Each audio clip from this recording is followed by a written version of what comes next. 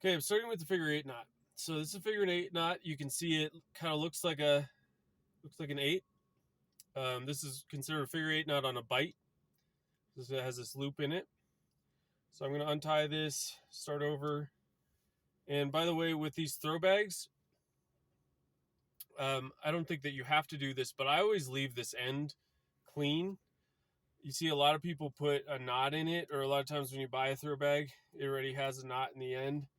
And that's supposed to help you kind of stop at the end if you're letting out rope.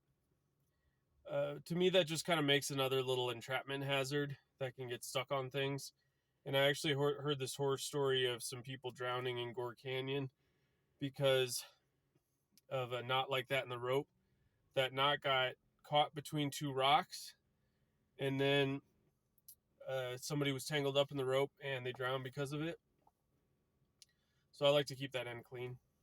So anyway, I'm going to tie the figure 8 knot. Okay, so figure 8 knot on bite. So I'll make a bite or a loop in the rope. And it's just like making a overhand knot. Okay, so with an overhand knot, I would go through the loop right here. Instead, I'm going to go around this stem of the rope just one more time and then go through the loop. And I got a little bit of a small loop on the end, but that's okay. Carabiner can still fit through there.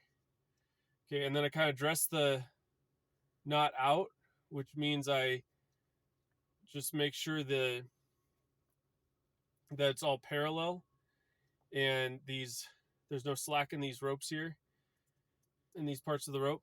And then I have my figure 8 knot. Okay, and the point of this, as opposed to an overhand knot, is it has less sharp bends in the rope, so it doesn't lose any tensile strength of the rope, and also it's going to be easier to untie.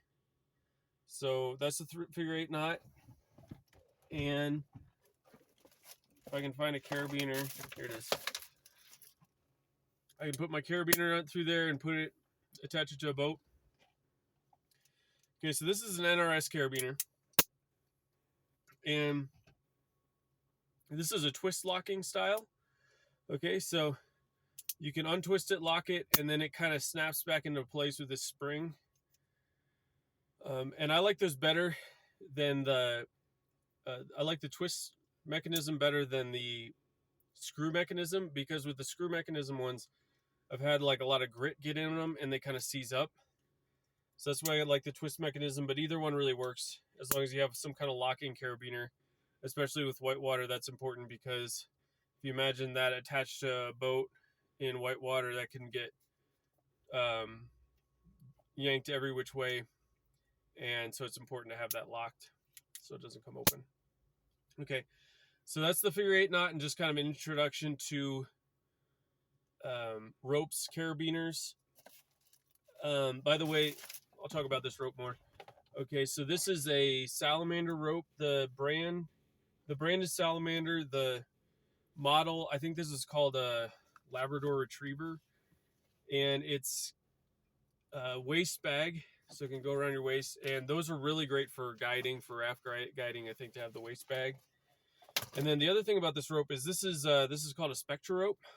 Okay, and it's got these, with the Salamander one, it's got these red specks in it, and that's synthetic material in the rope. And the Spectra ropes are really strong. They're about twice as strong as the regular cheaper ropes that you can get from brands like Salamander or NRS. They're also about twice as expensive, but I think that they're worth it. I had one situation where I had a Z-drag set up and we had like 7 people pulling on the rope and the thing snapped and everybody fell to the ground, and then we couldn't get the boat off. So I think it's worth it to get the Spectra ropes. They're much stronger and they're just as light, really. Okay, so that's the figure 8 knot, ropes, and carabiners.